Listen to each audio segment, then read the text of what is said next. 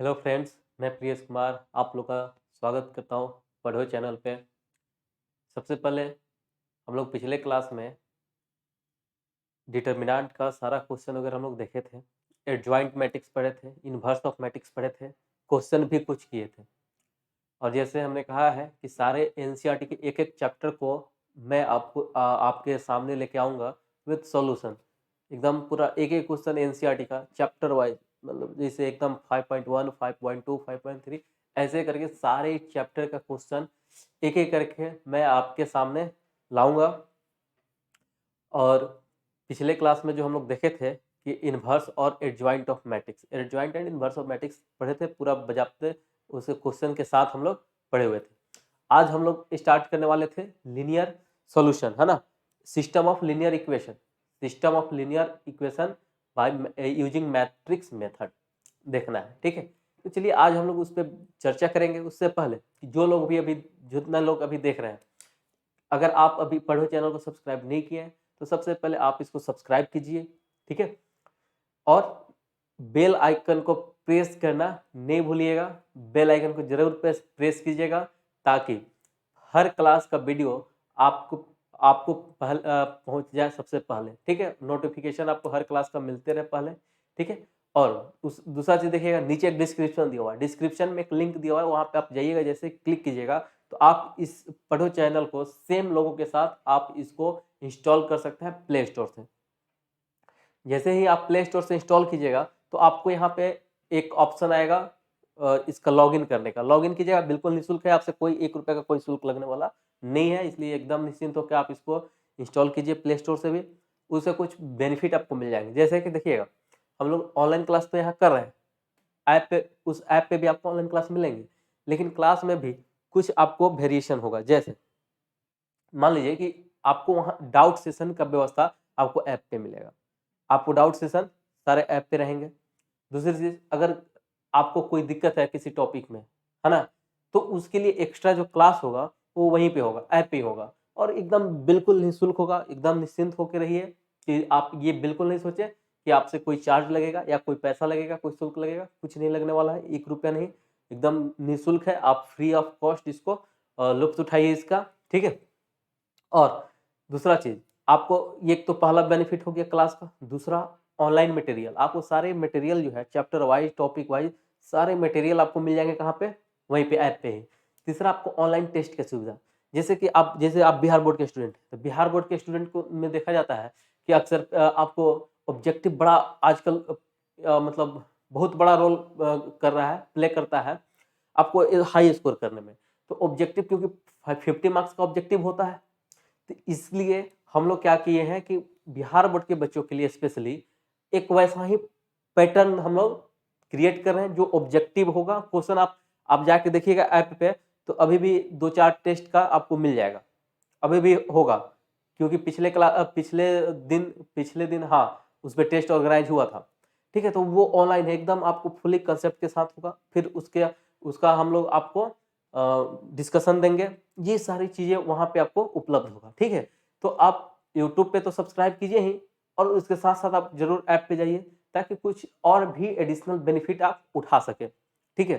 क्योंकि हमारा एक ही प्रयास है, पढ़ो चैनल का एक ही प्रयास है कि हम लोग दूर दूर तक के बच्चों को एकदम जो ऑफलाइन क्लास का जो मजा है, क्लास जैसे आप लोग लेते हैं वैसे हम लोग ऑनलाइन के माध्यम से आप तक पहुंचा दें, ठीक है? एकदम निःशुल्क, ताकि जो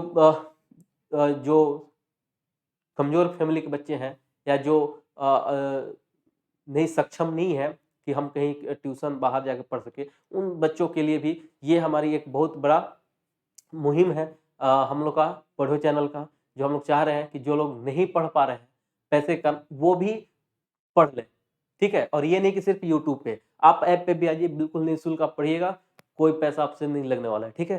तो बेहिचक निडरता के साथ जाइए, आप ऐप को इंस्टॉल कीजिए और अपने बोर्ड की तैयारी को दीजिए पढ़ो चैनल के साथ, और मैथ्स बाय प्रियेश कुमार के साथ जोरदार टक्कर बोर्ड को देना है, ठीक है? चलिए, तो हम लोग तैयारी करते हैं। फिलहाल अभी हम लोग चलेंगे मैट्रिक्स का, ये हम लोग का आखिरी चैप्टर होगा। इसके बाद मैट्रिक्स लगभग खत्म हो चुका होगा, खत्म हो जाएगा। उसके बाद हम लोग एक एक करके सारे एनसीईआरटी का, जैसे हमने बोला है कि एक एक चैप्टर हम लोग को कर जाना है, ठीक है। तो हम लोग रोज कोशिश करेंगे 1 से 2 चैप्टर रोज हम लोग कंप्लीट करने का कोशिश करेंगे और करेंगे भी। और ये सारे चीज आपको मिलता रहेगा, उपलब्ध होते रहेगा बिल्कुल निःशुल्क, इसलिए हड़बड़ाना नहीं है, एकदम मजे के साथ पढ़िए और बने रहिए रियेश कुमार के साथ पढ़ो चैनल पे, ठीक है। चलिए आगे हम लोग आज का क्लास देखते हैं, टॉपिक स्टार्ट करते हैं कि हम लोग को आज पढ़ना क्या है। तो सबसे पहले हम लोग हेडिंग दे देते हैं जो पढ़ना है। पढ़ना हम लोग का क्या है? System of linear equation, system of linear equation.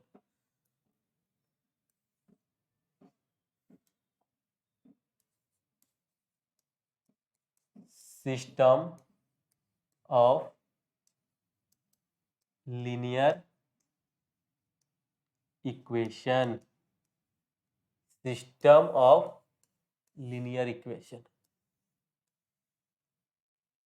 तो सिस्टम ऑफ लीनियर इक्वेशन कैसे हमको निकालना है? मैट्रिक्स मेथड से।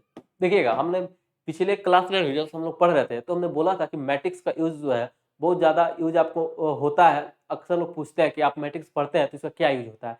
तो हम एक छोटा सा टर्म बताए थे कि जैसे कि अगर हमारे पास बहुत अगर बड़ा बड़ा इक्वेशन है तो उसको सोल्व करने के लिए हम लोग अक्सर मैट्रिक्स का यूज करते हैं। तो अब कैसे यूज करते हैं देखिएगा, यहाँ पे हम लोग लीनियर इक्वेशन को कैसे मैट्रिक्स मेथड से हम लोग इसको सोल्व करते हैं, ठीक है।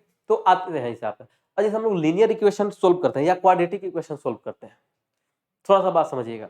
जब हम लोग लीनियर इक्वेशन की बात करें या क्वाड्रेटिक इक्वेशन की बात करें, कोई भी इक्वेशन की बात करते हैं, ठीक है, तो हम लोग देखते हैं कि जब भी कोई इक्वेशन होता है तो वहां पे हम लोग को 2-3 कंडीशन होते हैं कि जैसे कि इसका कोई यूनिक सॉल्यूशन होगा, मिलता है ना, यूनिक सॉल्यूशन होगा, या ये कहते हैं कि इनफिनाइट नंबर ऑफ सॉल्यूशन होगा, या ये भी कहते हैं कि इसका कोई सॉल्यूशन नहीं होगा।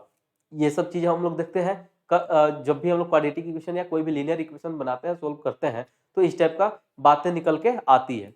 तो यहां भी कुछ ऐसा कंडीशन होगा कि जब सिस्टम ऑफ लीनियर इक्वेशन है, सिस्टम ऑफ लीनियर इक्वेशन है और हम इसको पढ़ रहे हैं मैट्रिक्स मेथड से, तो कुछ तो कंडीशन यहां भी आएगा सॉल्यूशन का। जब सिस्टम ऑफ लीनियर इक्वेशन है तो उसका सॉल्यूशन भी होगा। तो सॉल्यूशन क्या हो सकता है? या तो इसका यूनिक सॉल्यूशन होगा, या हम ये कहें कि इनफिनाइट नंबर ऑफ सॉल्यूशन होगा, या ये भी कह सकते हैं कि सॉल्यूशन होगा ही नहीं। अगर कोई भी इक्वेशन क्या रहेगा तो उसमें 3 ही चीज हो सकता है क्या? या तो उसका कोई यूनिक सॉल्यूशन होगा, या कोई सॉल्यूशन नहीं होगा, या इनफिनाइट नंबर ऑफ सॉल्यूशन होगा। यही 3 कंडीशन है। तो हम लोग देखते हैं कि कब क्या कंडीशन होगा, ठीक है, कब हम लोग बोलेंगे कि यहाँ पे ये सॉल्यूशन होगा कि नहीं होगा। तो चलिए हम लोग एक एक करके एक एक पॉइंट को देखते हैं, ठीक है। चलिएगा थोड़ा सा हम लोग देखते हैं solving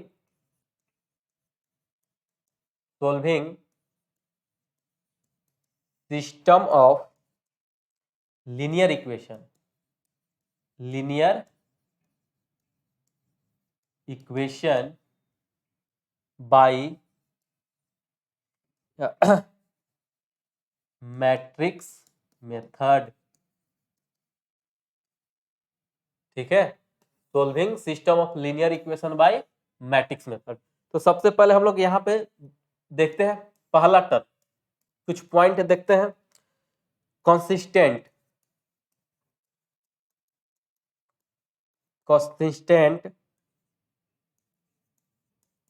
system of equation, consistent system of equation. देखिएगा तो कंसिस्टेंट सिस्टम ऑफ इक्वेशन का मतलब हो गया कि यहाँ पे 2 चीज होता है कि सबसे पहले एक सॉल्यूशन होगा और एक नहीं होगा। जैसे हम लोग 3 टर्म देखें, क्या देखें कि या तो यूनिक सॉल्यूशन होगा, क्या होगा? सॉल्यूशन जो होगा यूनिक होगा, यूनिक सॉल्यूशन होगा, या इनफिनाइट सॉल्यूशन होगा, या नो सॉल्यूशन होगा। 3 चीज। तो मान लीजिए जहां पे सॉल्यूशन होगा उसी में ना या तो यूनिक होगा नहीं तो इनफिनाइट होगा। क्या जहां पे सॉल्यूशन निकलना होगा वहीं पे होगा कि ये यूनिक है कि इनफिनाइट है, और जहां पे सॉल्यूशन नहीं होगा तो वहां पे हमको क्या फर्क पड़ता है कि वहां पे इनफिनाइट है, यूनिक है ना। तो अगर हम इसको देखें तो दो टर्म में बांट दे रहे हैं। एक क्या बांट दिए कि एक में हमारा सॉल्यूशन होगा, एक में क्या बांट दिए कि सॉल्यूशन होगा, और दूसरा में क्या बांट दिए कि सॉल्यूशन नहीं होगा। अब यहां पे देखिएगा, अब सॉल्यूशन होगा तो उसमें दो पार्ट हो गया, दो टाइप। पहला या तो यूनिक होगा नहीं तो इनफिनाइट होगा, यही ना बात होगा, या तो यूनिक होगा और नहीं तो इनफिनाइट होगा, ठीक है, या नहीं होगा। चलिए अब इसको हटा दीजिए, ये तो थोड़ा हम लोग समझने के लिए ये थे। अब आइए, अब कहते हैं कि system, consistent system of equation. तो देखिएगा, कॉन्सिस्टेंट सिस्टम ऑफ इक्वेशन का मतलब ये हो गया कि ऐसा इक्वेशन जिसका एक या एक से अधिक सॉल्यूशन होना चाहिए, है ना, कम से कम मतलब सॉल्यूशन इसका होगा। कॉन्सिस्टेंट सिस्टम ऑफ इक्वेशन का मतलब हो गया कि इसका सॉल्यूशन होना चाहिए, है ना। यानी या तो अब सॉल्यूशन होगा तो या तो यूनिक सॉल्यूशन होगा कि एक ही हमको मिला, या हो सकता है एक से ज्यादा मिलेगा। तो एक से ज्यादा मिला तो क्या हो जाएगा, 2 3 4 भी हो सकता है, इनफिनाइट भी हो सकता है। मतलब यानी ये दो केस जो हम लोग लिखे थे कि यूनिक सॉल्यूशन और इनफिनाइट सॉल्यूशन, वो कहा जाएगा कॉन्सिस्टेंट। तो कॉन्सिस्टेंट का मतलब क्या हो गया कि ऐसा सॉल्यूशन जिसका हमको कोई ना कोई सॉल्यूशन मिलेगा, है ना, एक या एक से अधिक सॉल्यूशन हमको मिलेगा। चलिए इसको हम लोग थोड़ा डिफिनीशन के टर्म में लिख लेते हैं कि कॉन्सिस्टेंट सिस्टम क्या होगा। आइएगा, लिखिएगा क्या, given system of a given system of equation, a given system of equation is said to be consistent, said to be consistent if it has one or more solution, one or more solution। क्या हो गया, consistent system का मतलब कि a given system of equation is said to be consistent if it has one or more solution। एक या उससे अधिक सॉल्यूशन अगर होगा तो उसको हम लोग बोलेंगे कि क्या, ये consistent सिस्टम है। चलिए, तो एक consistent हो गया, तो दूसरा हमको समझ में आ रहा होगा कि इसका उल्टा होना चाहिए, दूसरा inconsistent, inconsistent system of equation. देखिएगा क्या हम लोग लिखे कि इनकॉन्सिस्टेंट सिस्टम ऑफ इक्वेशन। तो इनकॉन्सिस्टेंट में क्या हो जाएगा कि अभी हम लोग देखें कि कॉन्सिस्टेंट में क्या हो रहा है, एक या एक से अधिक सॉल्यूशन हमको मिल रहा है। तो इनकॉन्सिस्टेंट में क्या होना चाहिए कि हमको कोई सॉल्यूशन नहीं मिलेगा, सिंपल सी बात है। तो इसको अब लिख लीजिए कि given system, given system of equation is said to be consistent, inconsistent है ना, said to be inconsistent if it has no solution, it has no solution। तो अभी हम लोग दो टर्म देखे, क्या क्या कि पहला कॉन्सिस्टेंट सिस्टम और दूसरा इनकॉन्सिस्टेंट सिस्टम। देखिएगा ये छोटा टॉपिक है और क्वेश्चन आता है इससे, अच्छा से देख लीजिए, बहुत आसान टॉपिक है, बहुत आसान टॉपिक है और इंटरेस्टिंग टॉपिक है, ठीक है। बहुत ज्यादा कैलकुलेशन इसमें करने की जरूरत नहीं पड़ता, इसलिए आराम से देख लीजिए। चलिएगा, तो इनकॉन्सिस्टेंट सिस्टम में क्या हो गया कि a given system of equation is said to be inconsistent if it has no solution, यानी इसमें क्या हो जाएगा कि हमारे पास कोई सॉल्यूशन नहीं होगा इसको सोल्व करने पे। चलिए अब हम लोग आगे इससे बढ़ते हैं। ये तो डिफिनीशन हो गया, ये अपना क्या हो गया, दोनों डिफिनीशन हो गया कॉन्सिस्टेंट और इनकॉन्सिस्टेंट का। अब आइएगा, अब मान लीजिए कि अब हम लोग थोड़ा देखते हैं कि कैसे इसमें हम लोग काम करते हैं। मान लेते हैं कि consider the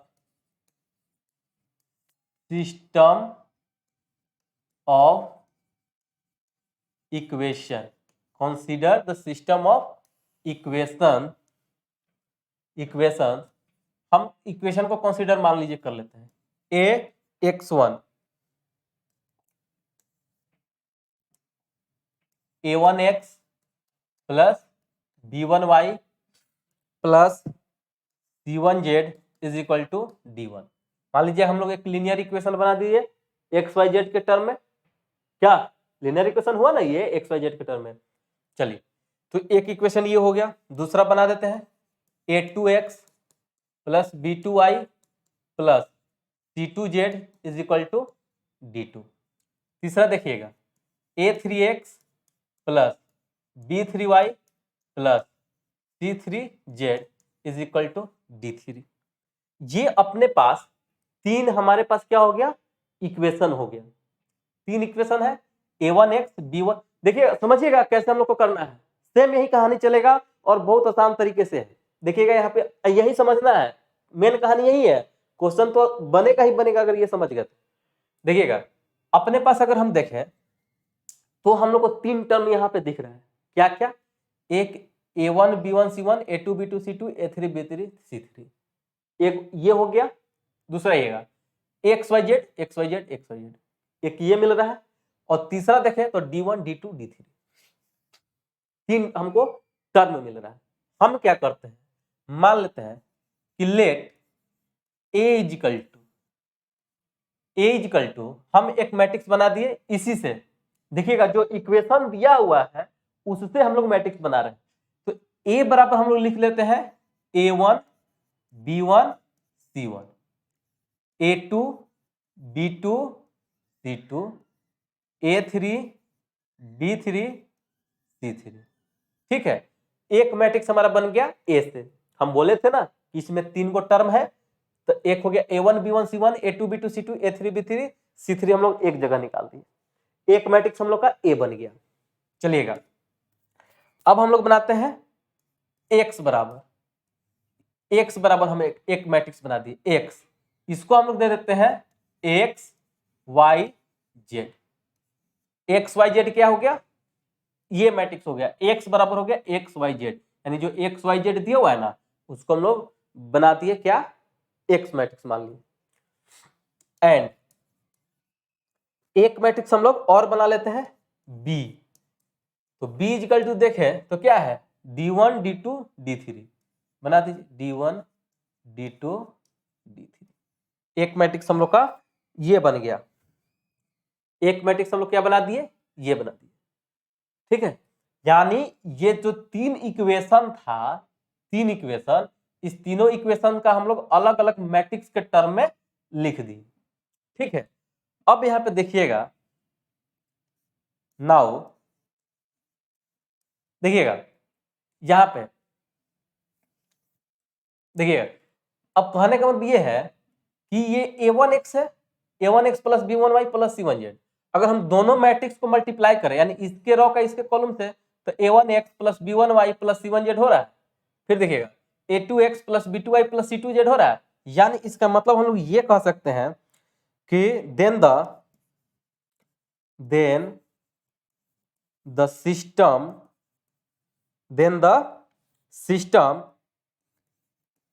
can be written as, देखिएगा written as, यहां से देखिएगा a1 b1 c2 a2 b2 c1 c2 a3 B3C3 into XYZ is equal to, ये अपना हो जाएगा D1 D2 D3। ये हम लोग इसको ऐसे अब लिख सकते हैं, यानी इसको अगर मल्टीप्लाई करके हम लोग इक्वल मैट्रिक्स करें तो ये वाला टर्म हम लोग का आ जाएगा, या इससे हम ऐसे लिख सकते हैं। तो हम लोग को क्वेश्चन में हमेशा ऐसा ही दिया रहेगा, ये वाला 3 टर्म दिया होगा, इस 3 टर्म से हम लोग ऐसे मैट्रिक्स बनाएंगे और उसमें हम लोग को देखना होगा कि सॉल्यूशन ऑफ क्या हो रहा है। तो देखते हैं हम लोग की सॉल्यूशन करने के लिए क्या करते हैं। तो ये सबसे पहले बात समझ गए कि हम लोग इस टर्म को कैसे लिखेंगे, ये देख लिए। चलिए इसको अब हम लोग थोड़ा आगे बढ़ाते हैं। सिस्टम ऑफ लीनियर इक्वेशन को हम लोग इस टर्म में लिख दिए। देयरफॉर इसका मतलब हम लोग क्या किए, यानी matrix A X is equal to B. X is equal to क्या हो गया, A matrix A into X बराबर क्या हो गया, बी के बराबर हो गया। अब थोड़ा हम लोग यहां से थोड़ा आते हैं, आगे बढ़ते हैं, हम लोग इससे थोड़ा आगे सोचते हैं। अब देखिएगा हम लोग पिछले क्लास में इनवर्स का चर्चा किए थे कि अगर A B equal to B A equal to I है तो हम लोग कहते हैं A inverse equal to B. ठीक है, आते हैं थोड़ा एक एक करके हम लोग चर्चा करते हैं। मान लीजिए कि व्हेन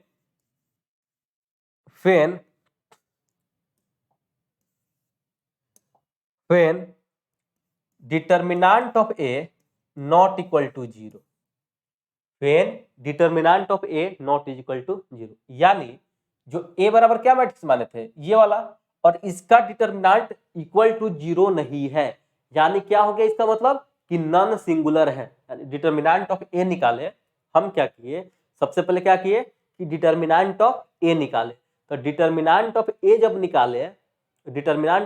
निकाले, तो अगर वो आ गया नॉट इक्वल टू 0 यानी नॉन सिंगुलर, तो उसका कहानी कुछ और होगा, और जब इक्वल टू 0 हो जाएगा तब उसका कहानी कुछ और हो जाएगा। जैसे हम लोग पढ़े ना, बात कर रहे थे कि सॉल्यूशन इसमें होगा, तो कैसे होगा, तो ये सॉल्यूशन क्या होगा, इनफिनाइट होगा कि नो सॉल्यूशन होगा, कंसिस्टेंट होगा कि इनकंसिस्टेंट होगा, इसका डिसाइड कौन करेगा, ये डिटर्मिनेंट ऑफ ए। अगर डिटर्मिनेंट ऑफ ए 0 होगा तो कुछ और कहेगा, अगर determinant of A not equal to 0 हो गया तो वो कहानी कुछ और कहेगा, और यही डिसाइड करेगा कि वो सिस्टम ऑफ इक्वेशन जो है वो कंसिस्टेंट है कि इनकंसिस्टेंट है। ठीक है, तो ध्यान दीजिएगा इस पे। चलिएगा, अगर हम लोग क्या करें, determinant of A not equal to 0 हो गया, तो यहां पे हम लोग क्या कह सकते हैं कि in this case A inverse exist. A inverse क्या होगा, एग्जिस्ट होगा। क्यों, क्योंकि हम लोग पढ़े थे इनवर्स के डिफिनीशन में कि इनवर्स उसी का निकलेगा जिसका डिटर्मिनेंट नॉन सिंगुलर हो, नॉट इक्वल टू 0 हो। बात समझ गए, आगे बढ़िएगा। देयरफॉर हम लोग क्या देखें कि ए एक्स बराबर क्या है, बी है। ए एक्स बराबर क्या हो गया, बी। ए एक्स बराबर क्या हो गया, बी। हम क्या करते हैं कि हम दोनों तरफ ए इनवर्स ले लेते हैं। ए एक्स हो गया यहाँ पे, बराबर यहाँ पे हो जाएगा ए इनवर्स बी। यहाँ पे क्या हो गया, ए इनवर्स बी। अब देखिएगा इसको, हम दोनों साइड क्या किए, ए इनवर्स ले लिए, taking A inverse both side, taking A inverse both sides. ठीक है, यानी इसको ये भी कह सकते हैं कि हम लोग ये राइट कैंसिलेशन लॉ जो हम लोग प्रॉपर्टीज पढ़े थे वही वाला यूज हो रहा है। तो इसको हम लोग लिख सकते हैं A inverse A X is equal to A inverse B.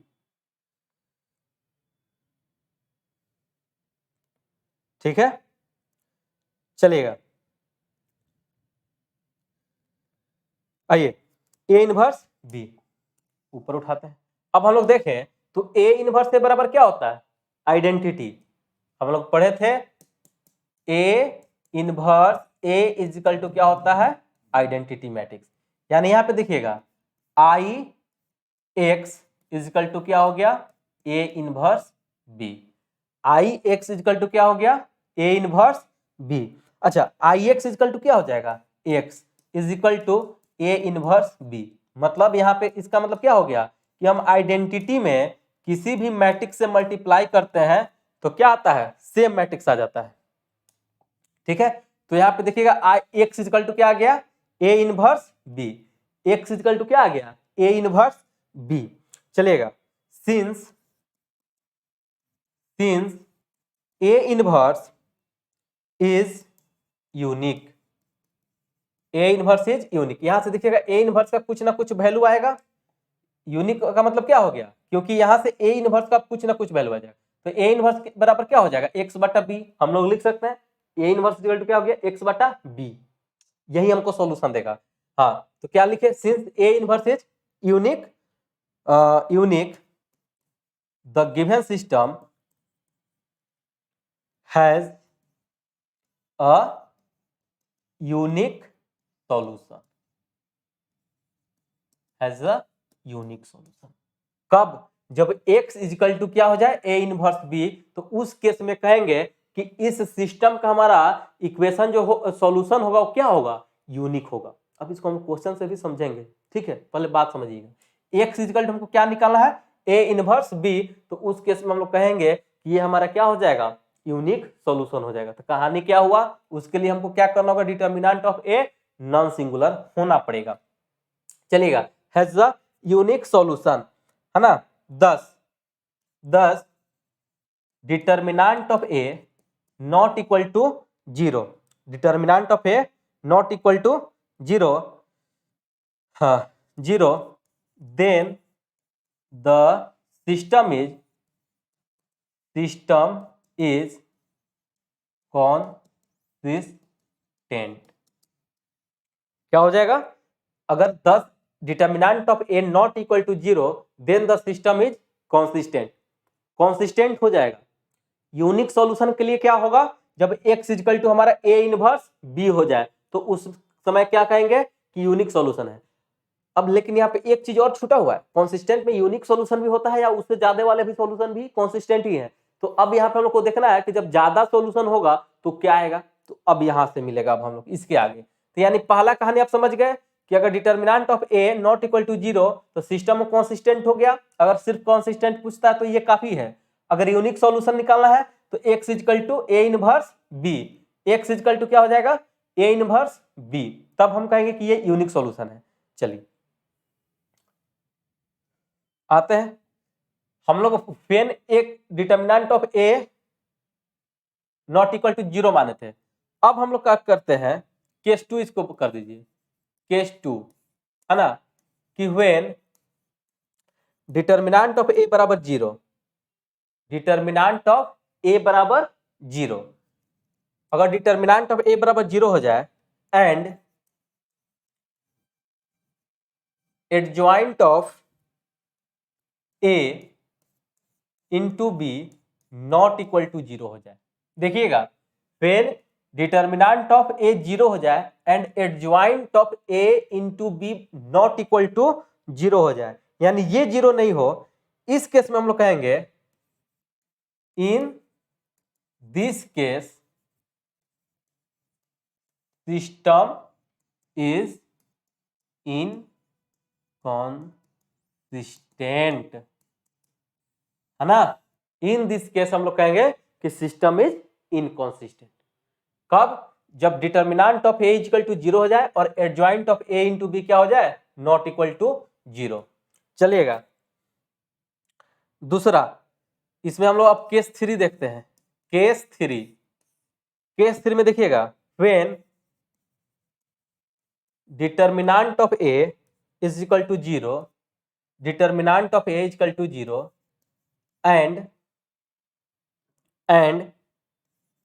Adjoint of A into B equal to 0 हो जाए, adjoint of A into B क्या हो जाए, इक्वल टू 0, तब हम लोग कहेंगे कि इन दिस केस सिस्टम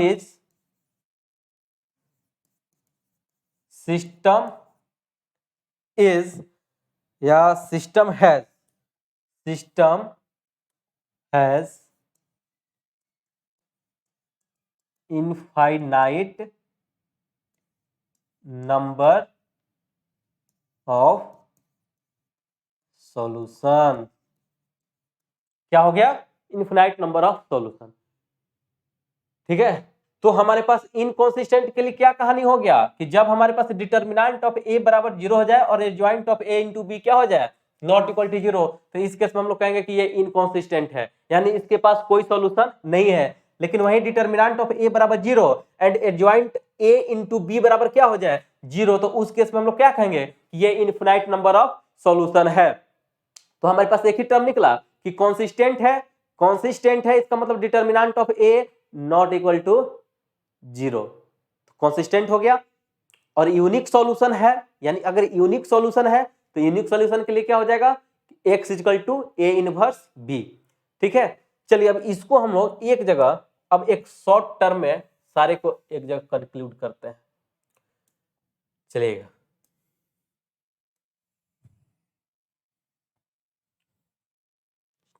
ठीक है, देखते हैं। Let ax is equal to B. ax is equal to B है, मतलब तीन मैट्रिक्स हम बना लिए, a x एंड b। ठीक है, तो सबसे पहले पहला में if determinant of A not equal to 0, क्या है? Determinant of A not equal to 0, then the system has unique solution. और वो सॉल्यूशन क्या होगा? x equal to A inverse B. दूसरा, if determinant of a equal to 0 and adjoint of a into b not equal to 0, then the system has no solution। यहां पे कोई solution उस system का नहीं होगा। तीसरा कहानी कि if determinant of a is equal to 0 and adjoint of a into b is equal to 0, तब क्या कहेंगे? Then the system has infinite number of solution. ठीक है, ये देखिएगा, और ये क्या होगा? इनकॉन्सिस्टेंट, और ये क्या हो जाएगा? कॉन्सिस्टेंट। ठीक है, ये चीज हम लोग देखे थे। चलिए, तो ये क्या हो गया? ये तीन कॉन्सेप्ट हमारा वो सारे टर्म से निकल के आया। अब इसको ना हम लोग थोड़ा एक क्वेश्चन से देखते हैं। ठीक है, क्वेश्चन करते हैं इस पे कि इसको हम लोग कैसे यूज करेंगे अब क्वेश्चन के लिए। आइएगा, आप इसको नोट कर सकते हैं, यही 3 पॉइंट से आपका ये काम बनने वाला है। इसमें सीधा दिया रहेगा क्वेश्चन में कि सिस्टम इक्वेशन दिया रहेगा और उसको देगा कहने के लिए कि ये कॉन्सिस्टेंट है कि इनकॉन्सिस्टेंट है, ये हो गया। दूसरा कहेगा कि फाइंड द सॉल्यूशन, तो सॉल्यूशन निकालना, तो सॉल्यूशन निकालने के लिए हमको क्या देखना होगा? देखना होगा सबसे पहले कि डिटर्मिनेंट ऑफ ए, तो डिटर्मिनेंट ऑफ ए अगर नॉट इक्वल टू 0 हो गया तो इसका मतलब हम सीधा कह देंगे कि इसका क्या होगा? यूनिक सॉल्यूशन होगा, यानी x equal to A inverse भी निकाल देंगे। अगर हम देखेंगे कि डिटर्मिनेंट ऑफ ए क्या हो जाए? 0 के बराबर आ जाता है, तो हम लोग क्या करेंगे? चेक करेंगे कि डिटर्मिनेंट ऑफ ए बराबर 0 and adjoint of A into B equal